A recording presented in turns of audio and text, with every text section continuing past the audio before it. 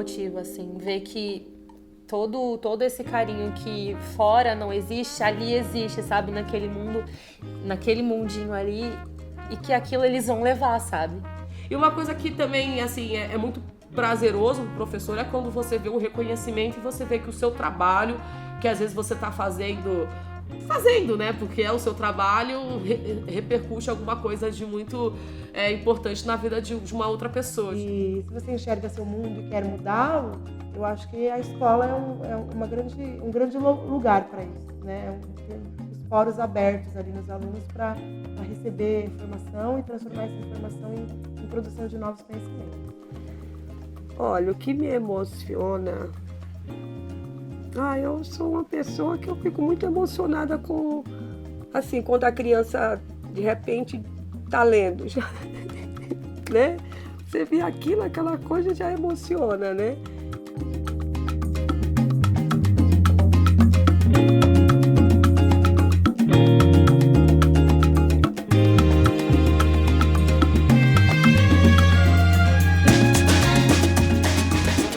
Primeiro que é chocante essa pergunta, né? Eu não sei, tô pensando assim, em períodos de aula em que eu tinha, sei lá, 16 horas aula, por exemplo, efetivamente em sala, em que eu ficava mais, pelo menos umas 10 horas de trabalho fora. Isso é muito engraçado porque existe o você só dá aula e existe o universo você só dá aula mesmo, você não existe fora dali. Praticamente domingo é um dia que não existe na vida do professor. Você tá sempre fazendo alguma coisa pra escola. Gente, eu levava coisa pra casa. Era pilhas e pilhas de prova, pilhas e pilhas de coisas pra fazer, coisas pra montar, livros pra ler, porque você tem toda uma preparação, você tem todo um estudo, todo um universo de coisas antes de você chegar pra dar aula. Como você diz uma coisa dessa, sabe? Se eu vou usar algum vídeo, se eu tenho algum texto extra, ou mesmo do material que tem na escola, o que eu posso utilizar, como eu vou utilizar. Eu não costumo aproveitar a aula do ano anterior, porque às vezes dá certo, então eu posso repetir alguma coisa. Mas tem sempre algo novo acontecendo, então eu penso que é necessário inserir para eu ficar cada vez mais próximo da realidade dos alunos. Lógico que muitos começam a não fazer mais isso. E aí vira um ciclo vicioso, né? Você não vê um filme, você não lê um livro, você não prepara uma aula, uma atividade, a tua aula piora, os alunos não gostam, e fica o aluno fingindo que aprende, o professor fingindo que ensina. É um trabalho bem difícil, porque você não descansa, né? Você trabalha a sua jornada durante a semana, mas no fim de semana você tem que se organizar todo, porque não há como entrar em sala de aula se você não estiver preparado, né? E os problemas que a gente vai além dos conteúdos, né? Que traz para uma questão mesmo, um problema que você tem que trazer para resolver, que é um problema nem de aprendizado, não é uma questão de social que está por trás, de violência, né? Que isso traz, a escola pública tem esses problemas, né? E que o professor acaba se envolvendo, né? Se fosse só dar aula, a gente não ia se envolver nisso, né? Daria aula, acabou. Eu acho que às vezes o problema acaba sendo a instituição escola. E o outro grande problema é a instituição família. Vai ver que o sistema é mais forte, você vê que você sozinha não consegue, que você depende da diretora, você depende da prefeitura, você depende da escola, aí você vê que as coisas começam a modificar um pouco na cabeça, né? Que as coisas não dependem só da gente, por mais esforço que a gente faça. Porque às vezes eu percebo que a gente entra num círculo de violência tão forte que eu sofro violência para a gestão, para os meus colegas, aí eu sou violento com os meus alunos, os alunos são violentos comigo, são violentos com eles mesmos, são violentos com os funcionários, e a gente entra num círculo de violência que só aumenta, ele não para. Então, eu acredito que a verdadeira gestão democrática da escola também seria um ponto que pudesse, que talvez fizesse a gente pensar de outra forma. Porque a pressão que você sofre burocraticamente com dezenas de diários, semanários, planejamentos e um monte de coisas ao seu entorno que te impedem de, às vezes, de prosseguir com uma atividade, uma coisa que você planejou. É muito complicado, uma coisa que você tenha, às vezes, que sair um pouco fora para que as coisas andem com os alunos, sabe? Isso incomoda muito. No caso, coordenadores, os chefes, às vezes, eles não têm muita paciência, não têm tato com as pessoas e às vezes acabam deixando esse universo meio sombrio. Júlio, as frutas não são ruins. Você não gosta de fruta. Existe uma diferença. Eu não gosto. Eu gosto. Mas por que eu não gosto é ruim? Não. Você tá experimentando uma coisa ruim? Que jeito ruim? A professora... A questão da sala de aula, falta de ventilação. Então você tem uma tarde com calor extremo, que ninguém consegue ficar concentrado, ninguém consegue se concentrar. Fora que os alunos ficam muito inquietos. Então você tem aí uma abertura para mais indisciplina, porque é difícil permanecer no lugar escutando ou fazendo, lendo, escrevendo com um calor insuportável. Pô, você tem que conhecer o aluno, você tem que dar uma atenção para o aluno. Você tem uma sala com 40 alunos, você não consegue falar com o teu colega. Fico pensando, talvez nem no gabinete do secretário, nem do governador deve faltar limpeza ou deve faltar ventilação. Então, você tem condições ideais para trabalhar? No mínimo era 35, de 35, 45. Eu cheguei até clássico, no começo do ano tinha mais de 50 na lista de chamada. E aí a própria superlotação esvazia essa classe, porque não dá, ainda fica inabitável, entre aspas. Então uma sala superlotada dificulta muito a questão do professor colocar disciplina na sala. E a outra questão é a própria chamada. Você vai chamar ela para 57 alunos, você vai demorar quase 15 minutos a tua aula. Qual a qualidade que a escola vai dar para esse aluno? Que garantia vai dar? Só porque ele está interagindo com o outro? Né? E o aprendizado? Como é que vamos garantir? E às vezes a gente não é ouvida, né? Não é ouvida. Apenas está fazendo, não, todo mundo está incluído. E como é o dia a dia dessa sala de aula?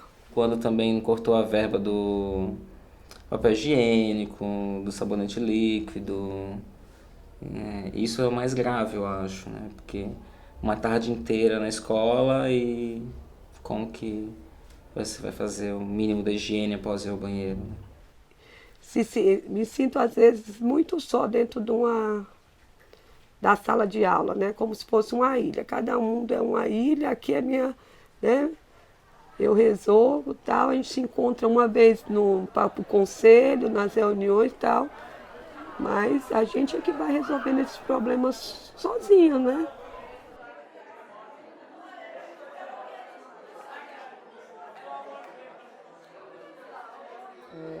Essa semana também eu estava numa reunião do sindicato dos professores aqui da cidade e passou um camarada gritando na rua: poxa, hein? Estão reclamando do salário, mas eu estou vendo todo mundo de carro. O professor reclama de barriga cheia. Mas com 40 minutos de almoço para ir de uma escola a outra, né, em Cubatão, que tem várias comunidades de risco, comunidades violentas, que a gente tem que se deslocar, entrar carregando livro, carregando material. Como assim? A gente tem que fazer então um voto de pobreza, né? Andar descalços e a pé, ou só de bicicleta, né? Qual é a realidade? Como a sociedade nos enxerga? Você sai correndo de um lado, comendo rápido, chega lá, outra realidade, você tenta dar. Aí eu me sentia pela metade já, não estava me sentindo mais inteira, né? Porque ser educador, eu acho que você tem que ser inteiro, porque você é uma pessoa que está para, né, fazer a diferença. Mas o que eu vejo muito hoje é assim, os pais transferindo, terceirizando para a escola toda a educação. Uma boa parte dos pais, se pudesse, deixava o filho manhã, tarde e noite na escola e ele voltava para dormir só. Educador é pai e mãe. Eu sou professor, é minha profissão. Ele tem que trazer educação de casa, não sei o que tem que dar educação pro cara. Ele fica 2 aulas por semana comigo, o que eu vou fazer com ele? Tem a Globo aí para deseducar ele. Então tem um monte de fatores sociais que estão muito mais presentes na vida dele do que um professor durante 2 horas por semana. Na verdade, a gente tem uma construção junto com a comunidade, nem sempre isso é encontrado. Isso é muito ruim, né? A gente, se eu elencar aqui, a gente já foi chamado de vaca, de vagabunda, né? E daí a gente vai decaindo os conceitos, né? Aí eu trabalhava em 2 prefeituras, até no momento eu achava interessante, porque eram 2 realidades, achava que estava aprendendo muita coisa, mas começou aquilo, perdeu o interesse, a graça, né? Então você não tem praticamente professor, são pouquíssimos que têm um cargo. Tem uma professora, colega minha, que tem 3 cargos, estado, município e particular. Ela pega os horários que ela tem de janela, de aula vaga, entra no carro e vai dormir. Para dormir 40 minutos e voltar para outra aula. Né, se a gente pensa, então, a carreira docente no estado como São Paulo, né, que o custo de vida é alto, todos os problemas que nós temos trabalhistas, né, a precarização do trabalho na rede pública, principalmente, faz com que o professor desista. Né, hoje em dia, dar aula é sinônimo de estresse. Todo professor que a gente conversa ou está estressado, ou toma alguma coisa, ou não dorme. O que fazer para que esses professores não tire licença, como falou as revistas lá, né? Nem vou falar o nome, que o professor está reclamando de quê? Se pega muita licença médica, tem licença-prêmio, 2 férias no ano, não é bem assim, né? Por que então porque esses professores estão dando licença médica? Eles deviam se preocupar com isso. Por quê? 90%, não vou dizer, mas 50% faz terapia e já se encostou por problema de cabeça. Isso é uma questão do estresse, é uma questão da pressão. Então, assim, não é uma coisa assim isolada. Quando você passa por alguma situação que você comenta com alguém, você encontra uma quantidade de pessoas que teve o mesmo problema enorme. É muito descontrole emocional, gente. É muito descontrole emocional. Então, eu não cheguei a me diagnosticar nada. Eu percebi, talvez por ter acesso à informação e começar a perceber que eu poderia desenvolver uma síndrome por causa das emoções que eu estava sentindo antes de dormir, quando eu pensava em ir dar aula e quando eu acordava para ir dar aula. Quando eu comecei a desenvolver o pânico, eu não conseguia mais, só de pensar que eu tinha que sair de casa para desenvolver aquele trajeto para chegar na escola, eu já sofria por conta daquilo. Eu me sentia protegida na escola, mas não no caminho de ida e de volta. E conversando com colegas e tudo, eu fiquei convencido que eu teria que procurar uma ajuda fora da minha vontade, da minha força de vontade, que talvez eu não tivesse sendo o suficiente. Fui no psicólogo, tive uma sessão só por enquanto. E tem um psiquiatra marcado também já. Porque é uma coisa que eu não sei se eu consigo lidar sozinho. E eu, ultimamente, estou lidando com medicação porque eu já não tenho mais para onde recorrer. Porque você recorre ao choro, você recorre ao colo, porque cada um recorre do jeito que dá, para onde corre. E na escola, você só jogo de cintura ali, jogo de cintura aqui, mas quando chega em casa você desaba onde dá.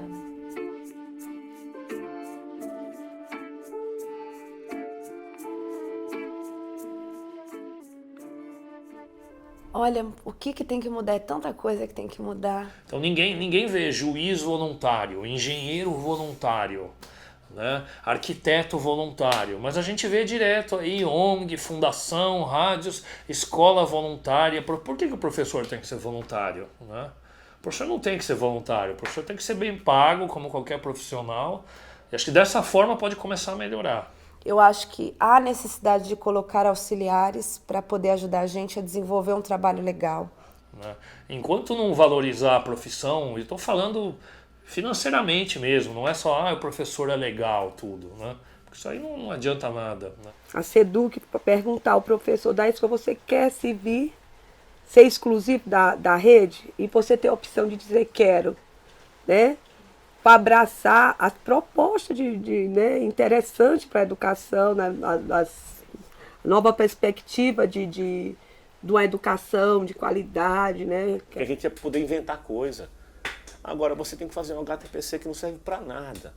Para ficar lendo texto de pedagogo que nunca entrou numa sala de aula. Você tem que investir na formação contínua do professor. Não adianta achar que o cara que fez uma licenciatura, aquela licenciatura basta e ele não precisa estudar. Então, assim, existe programa na rede pública para estimular o professor a fazer pós-graduação? Existe, mas é um programa que as pessoas não conhecem e é um programa que, quando a gente vai perceber, ele vai esbarrar, o professor que estuda, o professor que pesquisa, ele esbarra numa série de outras questões da burocracia dentro de sala de aula. Como estamos pensando numa reorganização escolar no final do ano, de fechar salas, de fechar escolas, fico pensando, ao invés disso, por que não redimensionar o número de alunos por sala? O Sistema Único de Ensino, SUE, que nem o SUS, seria o seguinte, acaba. Não tem mais escola estadual, nem municipal, nem federal, não tem mais, acabou. Você é professor. Todas as escolas são federais. O salário é o mesmo em todo canto. Você vai trabalhar 8 horas, que nem todo trabalhador. 4 em sala de aula, dando aula. 2 na escola, preparando aula e corrigindo. E 2 estudando. Aí seria bom demais, né? Para o professor não ter que submeter a dois serviços públicos, no caso, ou 2 escolas, correndo de um lado para o outro, né? Para poder ganhar um pouco mais. A gente, na escola, a gente coleciona histórias encantadoras, né? Histórias de vidas que são salvas a cada momento. E, com certeza, isso também me salva. Porque, assim, eu ainda vou viver alguns anos, né? Não sei se muitos anos. E viver no mundo sem um trabalho não ser dignificante, então, eu acho que não vale a pena, né? Então, eu acredito no trabalho do educador. Eu acho que isso aí, se eu deixasse... Porque eu acho que nesse momento de mudança, que a gente vai ter que começar a pensar e mudar. Por quê? Porque nós estamos num momento de transição. E a educação ela vai ter que vir com tudo. E se a gente não estiver atento e forte, aí dançou. A gente vai perder a oportunidade, né? E eu não quero perder essa oportunidade. A sala de aula é a forma que eu achei para conseguir fazer com que essa profissão fizesse sentido, tivesse um processo de praxis, um retorno para a comunidade. Às vezes eu até falo, acho que eu fui escolhido, né? Porque assim, quando eu entrei para fazer ciências sociais, a ideia era ter carreira política. Quero ser professora, quero dialogar com essa galera, com esses estudantes, né? com todo esse público. Então eu não decidi lecionar. A vida levou. Hoje eu posso dizer, eu escolhi a minha profissão. Hoje sim. Antigamente foi uma imposição. Hoje, graças a Deus que isso é uma escolha que eu bato no peito e falo, eu amo minha profissão, eu amo ser professora.